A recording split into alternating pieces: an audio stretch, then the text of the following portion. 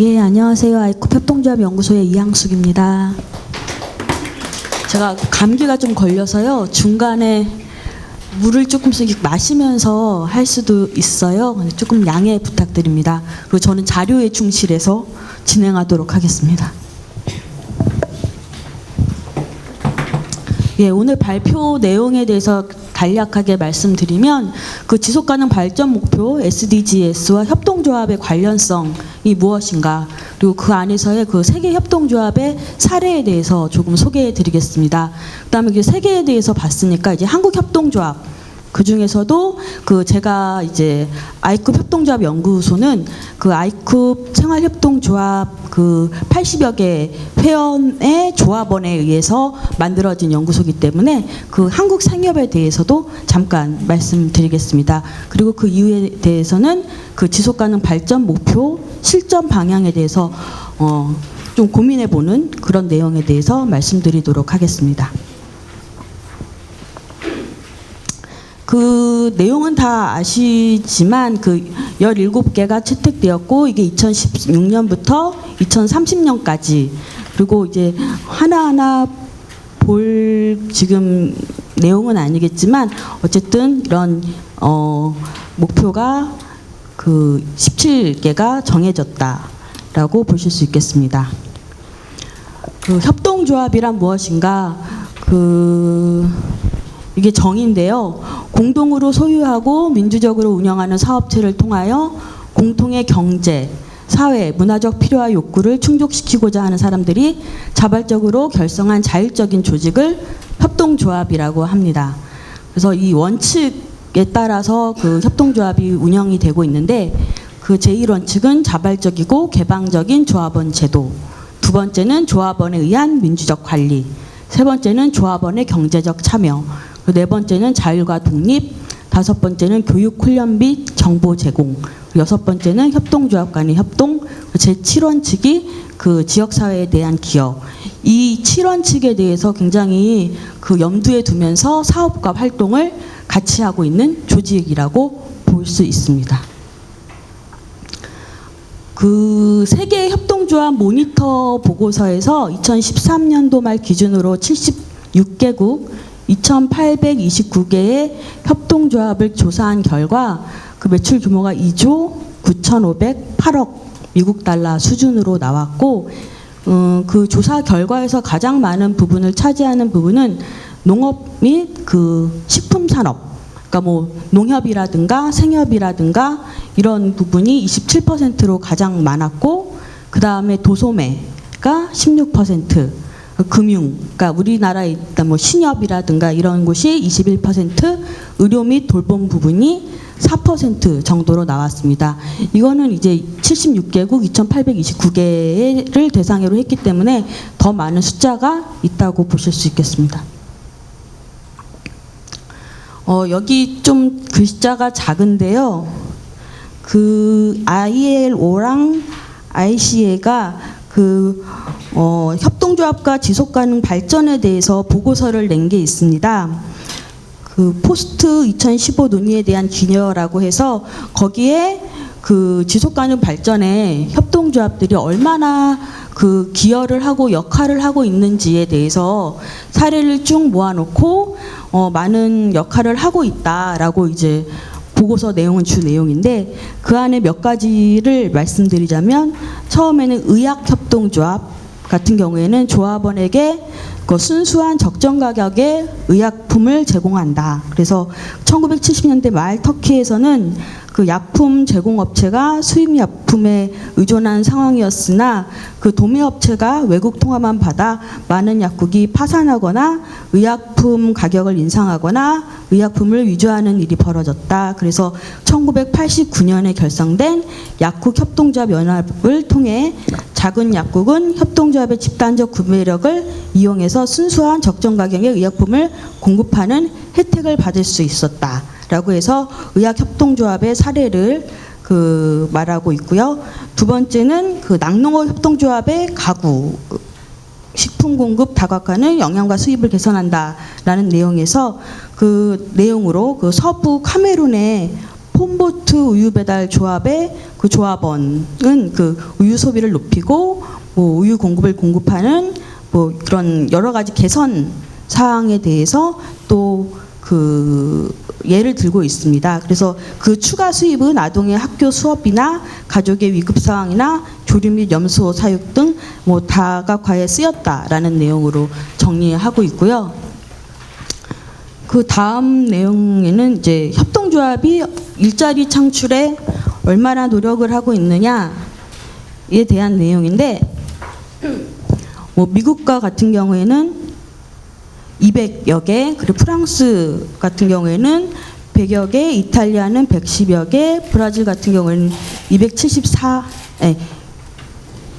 아무튼 27만 4천여 개의 일자리를 창출을 했고, 그 인도 낙농업 협동조합 같은 경우에는 10만 개가 1200만 명의 여성을 고용하기도 했다고 합니다. 그리고 콜롬비아 같은 경우에는 직접 고용과 노동자 협동조합의 노동자 소유 70여만 명이 있다고 하는데요.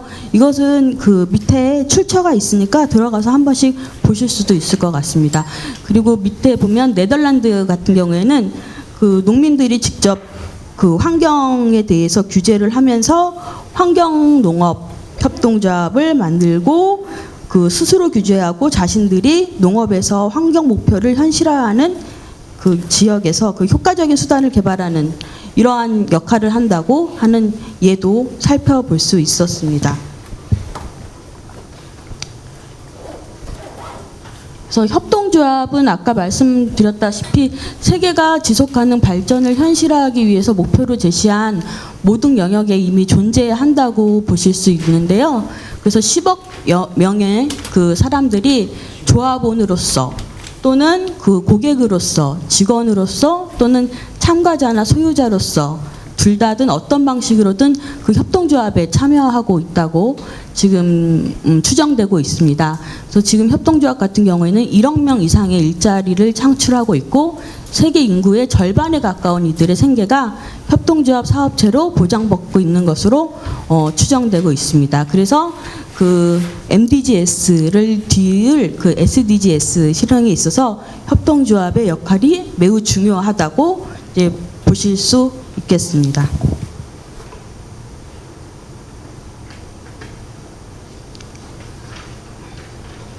그 총회 자료를 보면 그 내용이 쭉 나와 있는데 그 41번에 보면 이행 수단에 대해서 국내 국제사회의 공적 자금은 필수 서비스와 공공재 공급, 타 재원 유치에 촉매 작용을 한다. 우리는 소기업에서 그 협동조합, 다국적 기업, 그리고 시민사회 조직 및 자선단체 등 다양한 민간 부분이 새로운 의제 실현에 역할이 있다는 점을 인지한다.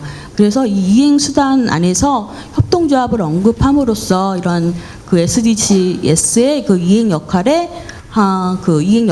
그 수단의 하나로 협동조합을 들고 있다는 걸 보실 수 있고, 67번에서는 이행 수단과 글로벌 파트너십에 대해서 언급하고 있는데, 그 민간 기업의 활동, 투자, 혁신은 생산성 및 포용적인 경제 성장과 고용 창출의 주요 추진자이다. 우리는 소기업에서 협동조합, 다국적 기업을 포함한 민간 부문의 다양성을 인정한다.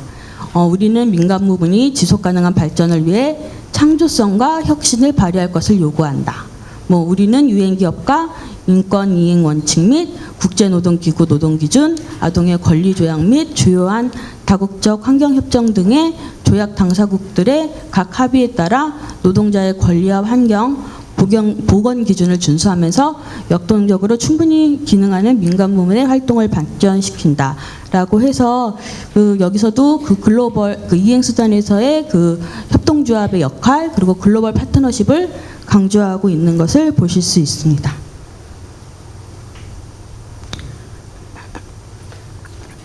네, 여기까지는 그 세계 협동조합의 대략적인 개요와 그리고 SDGs에서 언급하고 있는 협동조합의 역할에 대해서 잠시 말씀을 드렸고, 그 다음에는 한국의 협동조합이 과연 어떻게 지금 존재하고 있느냐라는 라는 거에 대해서 좀 말씀을 드리겠습니다. 그 한국의 협동조합 같은 경우에는 지금 8개의 협동조합 개별법이 존재하고 있습니다. 그래서 농업협동조합법, 수산업협동조합법, 산림조합법, 신용협동조합법, 새마을금고법, 그리고 중소기업협동조합법, 여변초 생산협동조합법, 소비자생활협동조합법과 한 개의 협동조합 기본법으로 이루어지고 있는데요. 가장 먼저 생겨난 것이 농업협동조합법이 1957년 3월 1일부터 시행이 되었고, 그 민간에서 주도적으로 만들었다고 이제 얘기되는 것이 소비자 생협입니다. 우리가 흔히 말하는 그 생협이라고 할 수 있는데, 그런 소비자 생활협동조합법은 1999년 8월 6일에 시행이 되었습니다. 그리고 최근에 여러분도 잘 알려져서 아실 수 있겠는데, 협동조합 기본법이 2012년 12월 1일부터 시행이 되어서 다양한 협동조합이 만들어질 수 있는 그런 조건이 마련되었습니다.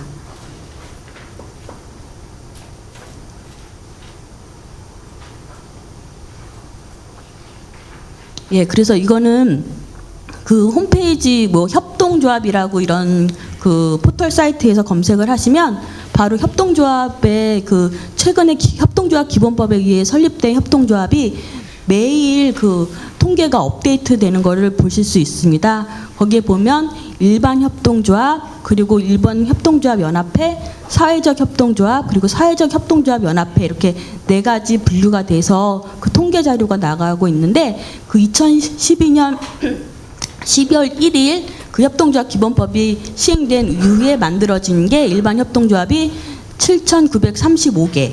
그 2015년 12월 8일 기준으로 했을 때 7,935개고, 사회적 협동조합은 366개, 그리고 사회적 협동조합 연합회는 4개, 그리고 일반 협동조합 연합회는 43개로 나오고 있습니다. 이거에 대해서는 그 뭐 다양한 통계가 나오고 있지는 않는데, 이 안에 그 지속 가능한 발전 목표와 관련될 수 있다고 생각되는 것이 일자리와 경제 성장이라든가 뭐 그 목표와 관련되는 것은 노동자 협동조합이라고 보실 수 있겠고, 그리고 보건과 복지 관련은 의료복지 사회적 협동조합 이라고 보실 수 있겠습니다. 이거는 이제 의료생협이라고 했었는데, 의료생협은 많이 그 사회적 협동조합으로 전환이 돼서 최근에는 의료복지 사회적 협동조합으로 이름을 바꿔서 지금 활동하고 있는 것으로 알고 있습니다. 그리고 에너지 관련해서는 햇빛발전 협동조합, 그리고 지속가능한 도시에서의 그 이행 역할은 주택협동조합, 그 마지막 그 교육에 관련해서는 그 교육협동조합이 그 생기고 있는 것을 알 수 있습니다. 예. 예, 지금까지는 그 협동조합 기본법에 의해서 설립된 협동조합이었고요. 그리고 생협에 대해서 아까 그 말씀해 주셨었는데, 한국생협과 같은 경우에는 1970년대, 80년대부터 생겨나기 시작해서 그 생협법이 1999년대에 시행되면서 활발하게 좀 만들어졌습니다. 그래서 지금 단체명을 보시면 아이쿱 생협사업연합회, 한살림연합, 두레생협연합회, 행복중심 생협연합회, 그 외에 지역생협, 그리고 한국대학생협연합회, 뭐 대학생협 등이 있습니다. 그래서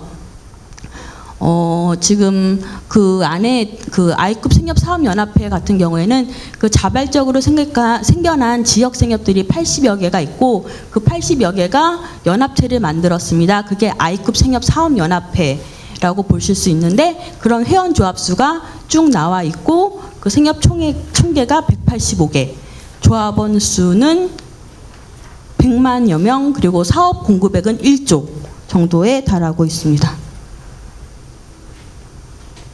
그래서 생협에 대해서 좀 말씀드리려고 하는데, 그 생협에 대해서 그 SDG와 생협에 대해서 관련성에 대해서 좀 말씀드리려고 하면 그 배경에 대해서 좀 공유를 해야 될 것 같아서 몇 가지 그 소비와 생산, 농업 관련에 대해서 좀 같이 공유하는 시간을 갖겠습니다.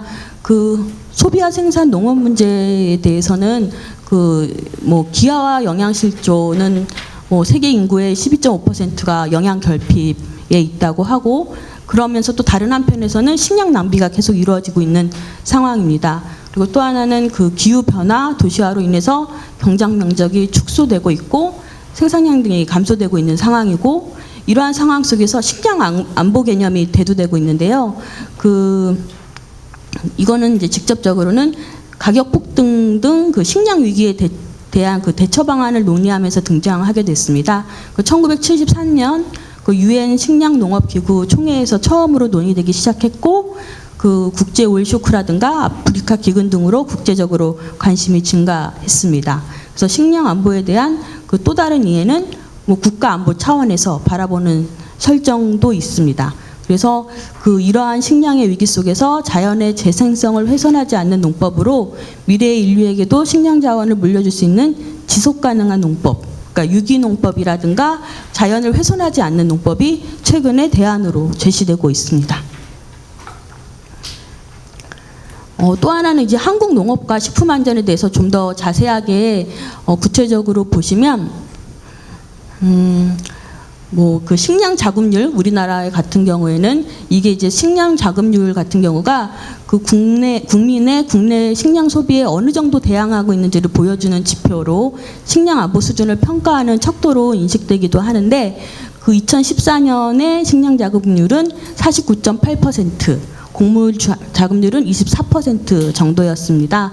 2009년 식량 자급률과 그 곡물 자급률에 비해서는 좀 떨어진 그러한 상황이고, 그 2014년 식량 자급률 쌀이 95.7%였고 밀 같은 경우가 1.1%, 옥수수가 4.2% 등으로 나타나서 쌀 이외의 대부분은 수입에 의존하고 있습니다. 우리가 빵이나 이런 거 많이 먹잖아요. 이제 서구화되고, 근데 그거 중에 거의 98% 이상은 이제 수입에 의존하고 있는 것으로 보실 수 있습니다.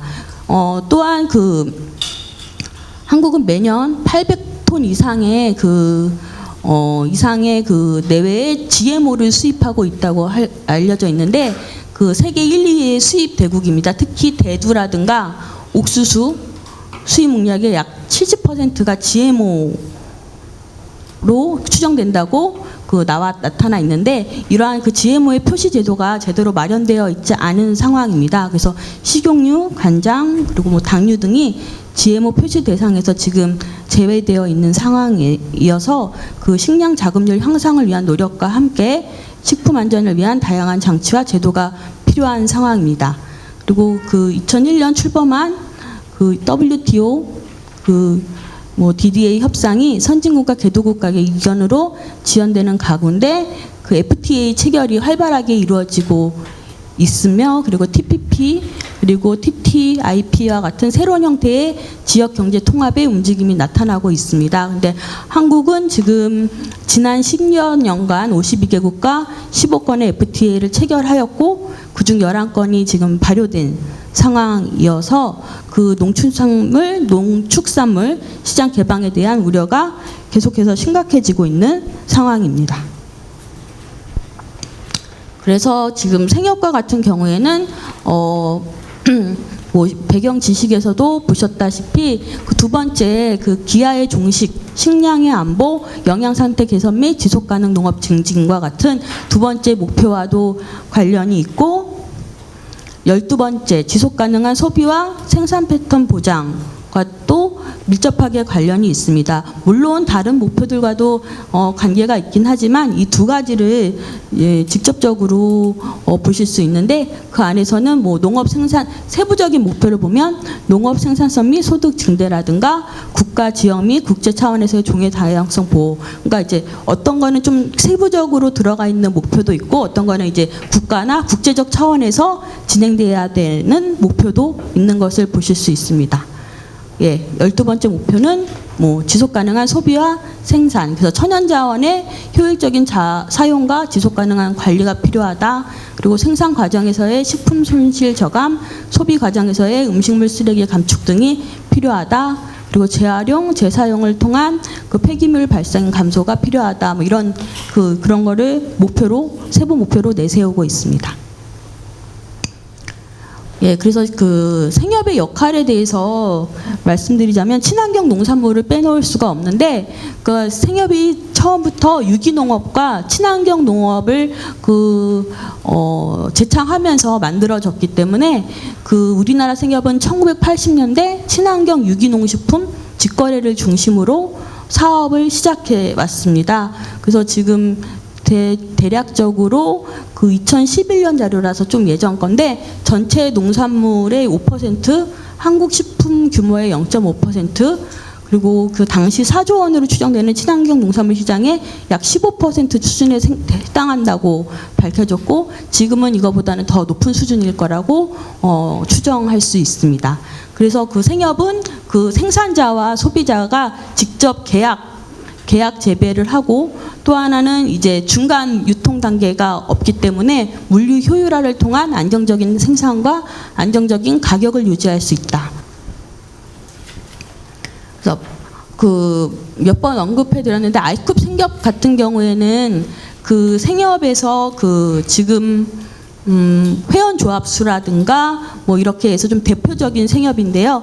그래서 아이쿱 생협에 대해서 조금 소개를 해드리겠습니다.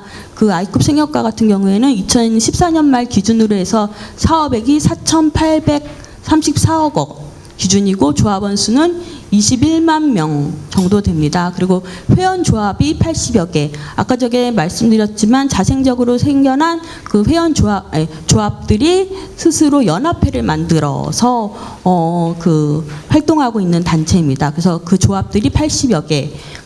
각 조합들이 운영하고 있는 매장이 158개 전국으로 흩어져 있고요. 그리고 거기 안에 생산자 회원은 271명 정도가 되고 있습니다. 추이를 보시면 연도별 매출액 추이라든가 연도별 조합원 추이를 보시면 매년 지금 성장하고 있는 것을 보실 수 있습니다.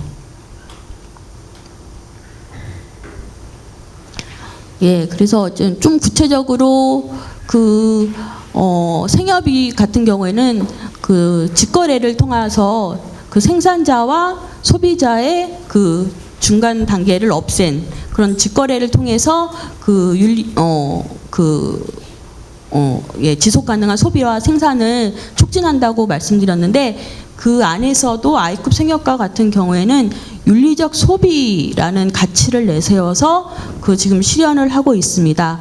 윤리적 소비와 윤리적 생산을 통한 가치 실현이라고 해서 그 안에는 세 가지 가치를 또 두고 있는데, 윤리적 소비 안에는 식품 안전, 그리고 사람과 노동, 농업과 환경이라는 세 축을 가지고 윤리적 소비를 실천하고 있습니다. 식품 안전과 같은 경우에는 우선 안전한 먹을거리를 소비하는 것, 그리고 아까 말씀드렸듯이 GMO 같이 이렇게 안전 표시제가 안 돼 있는 것을 식품 안전 표시제를 위한 운동을 한다든가, 그리고 바른 식생활 교육 운동을 한다든가 해서 식품 안전에 도움이 되도록 노력을 하고 있고, 사람과 노동 같은 부분에서는 협동조합이라는 양질의 일자리를 창출하는 데 기여를 하고 있습니다. 특히 최근에는 구례의 인구가 과소화된 지역에 클러스터 단지를 만들어서 그 안에 지역 주민들이 취업 일자리를 확보할 수 있는 그런 기회를 제공을 하고 있습니다. 그리고 공정무역운동이라고 해서 아까 설명도 해주셨는데, 공정무역운동을 추진을 하면서 저개발구 국가라든가 생산자들을 같이 소득 보장해주는, 그리고 인권을 위해서 노력을 하고 있고, 노동환경 개선에 대해서도 지금 노력하고 있습니다. 그리고 농업과 환경 같은 부분에서는 지속가능한 농업을 위한 안정적 판로 제공, 그러니까 계약 생산을 하기 때문에 농민들이 뭐 올해 팔 것인지 내년에 팔 것인지 이런 거에 대해서 고민 없이 판로를 팔 수 있는 곳을 안정적으로 제공을 하고 있고, 두 번째는 우리밀 살리기 운동. 아까 전에 밀 자급률 같은 경우가 1.1%로 굉장히 낮았었는데, 그렇기 때문에 우리나라의 밀 살리기 운동을 생협에서 추진을 하고 있고, 또 하나는 환경 같은 경우에는 생물 다양성을 위한 습지 활동이라고 해서 환경 운동에도 지금 노력을 하고 있습니다. 그래서 이러한 다양한 노력을 하고 있기는 한데, 이거를 어떻게 측정을 할 수 있을까에 대해서 내부에서도 많이 고민을 해서, 이게 2013년하고 2014년에 생협의 사회가치라는 이름으로 해서 그 생협과 협동조합의 사업과 활동을 측정하는 지표를 좀 만들었습니다. 그래서 그 활동하는 지표를 원래 있는 자료를 사용하면 참 좋은데 그런 게 없었기 때문에 ISO 26000이라든가 GRI라든가 그리고 뭐 영국의 그 자료라든가 여러 가지 일본의 자료라든가를 참고해서 새롭게 지표를 구성을 했습니다. 그래서 이후 연차 보고서와 이러한 가치 보고서를 통합해서 통합 보고서를 발간하려고 지금 추진을 하려고 하고 이거를 어떻게 이제 이행을 하면서 SDG를 어떻게 실천하고 이러한 보고서에 담아낼 수 있을까가 지금의 고민이기도 합니다.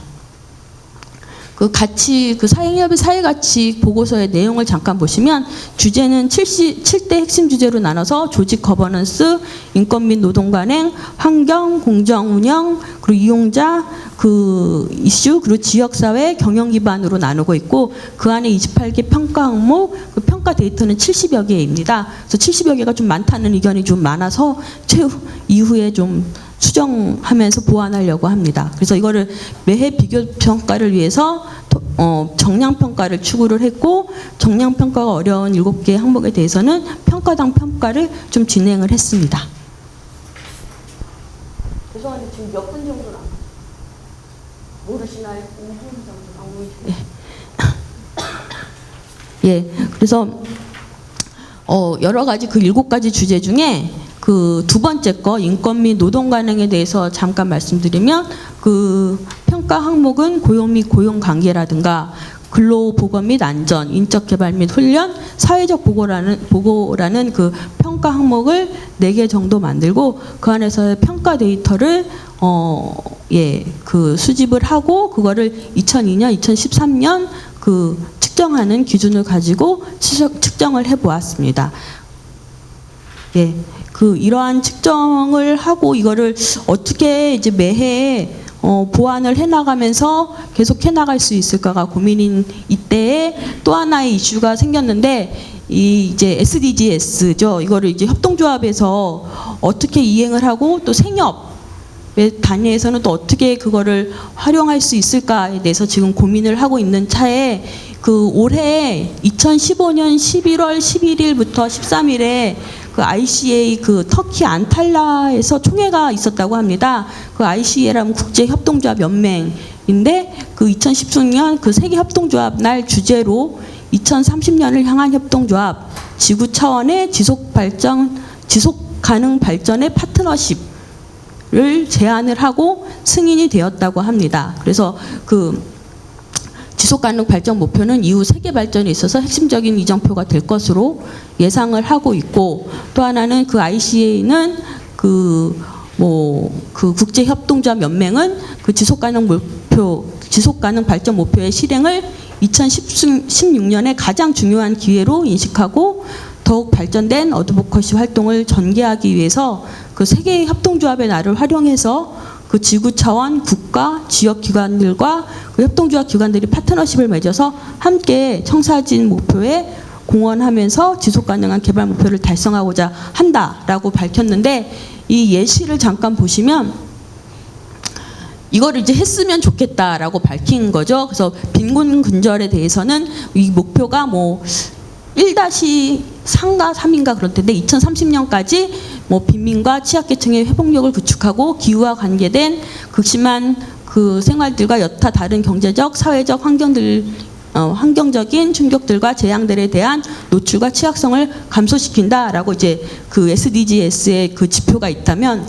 이걸 협동조합의 분류에 따라서 만약에 보험 협동조합이라면 이 과제에 대해서 2017년까지 뭐 취약계층의 조합원을 위한 어떤 정책을 어떤 식으로 늘린다라는 걸로 이제 과제로 받아서 했으면 좋겠다는 거죠.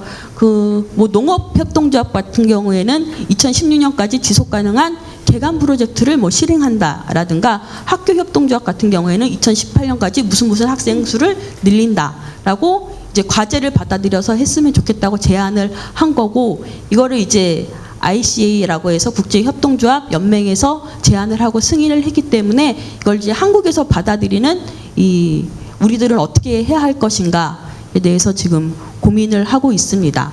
그래서 우선은 여기에서도 지금 한번 얘기를 했고, 그 GSEF라고 해서 한국 사회 경제와 그 지속 가능 발전 목표에 대해서 그 한번 그 사회적 경제라고 해서 그 공정 무역을 포함해서 다양한 단체들과 한번 그 SDGs에 대해서 그 얘기한 시간이 있었습니다. 근데 그때에서도 밝혔지만 이렇게 다양하게 얘기되고 있는 공간도 있는 반면에 조합원들이라든가 일반 시민들은 거의 많이 모르고 있는 상태다.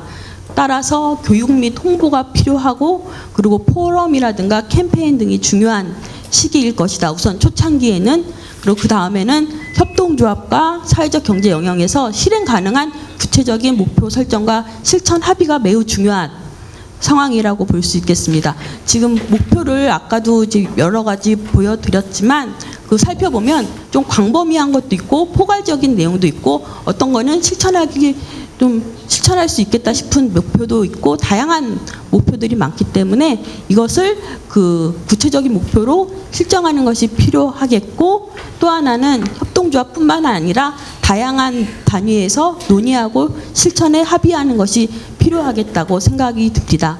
그 다음에는 이제 진속가능 발전 목표에 따른 실천을 공개를 해야 할 것 같습니다. 연 단위든 뭐 실행 계획을 세우고 실천을 하고 실천한 내용에 대해서 주기적으로 발표를 하고 그리고 그런 내용에 대해서 피드백을 통해서 개선을 해가는 이러한 노력이 있지 않고서는 어떻게 보면은 이제 그 논의에 그치기 쉽겠다라는 생각도 들기 때문에 조속한 그리고 여러 가지 그 세부적인 실행 계획이 좀 빨리 마련되었으면 좋겠다라고 생각이 듭니다.